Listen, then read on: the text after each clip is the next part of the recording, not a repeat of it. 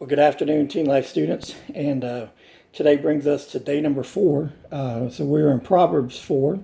And in Proverbs 4, we learn about being wise again, but also that we take it one step further, that wise people will have people in their lives that they have wise counsel with, somebody that you can go to for advice. And I'm thankful for God, to God, for the people in my life that are good, godly people that give me advice when I need it. And I trust that you have somebody like that in your life, but also that you would be that person.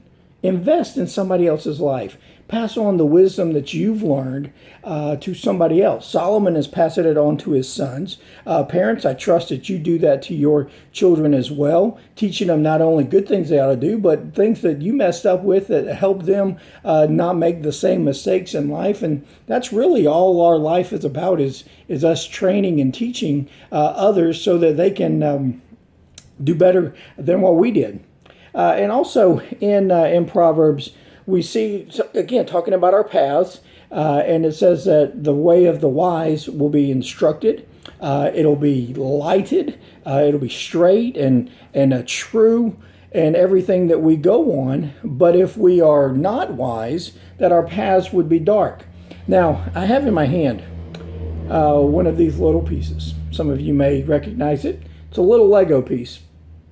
And you don't know how much damage a little Lego can do in your life. But I remember when my kids were younger, and it was the middle of the night, and one of them was crying, and I go to check on them, and I step on this little Lego.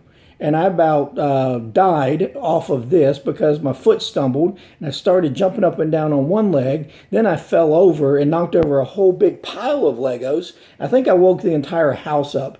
But it's amazing that in the darkness, what one little small thing can cause us to stumble. And Solomon reminds us that our life and our journey that we're on, the path that we go on, if we're wise and we have God's word and his instruction hidden away in our hearts, it'll be a lamp unto our feet and a light into our paths, and even the small things won't cause us to stumble.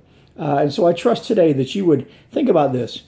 Do you have wise people in your life that you can go to? Are you a wise person that you invest in somebody else with? And is your path lit so that you're not stumbling by even the smallest of things? I trust that you continue to read for yourself, praying that God would just do a work in your heart and open your eyes to the things that he wants you to learn and to do. I know he has in my life. And I just thank you again for this time. Thank you for listening, and I will talk to you tomorrow.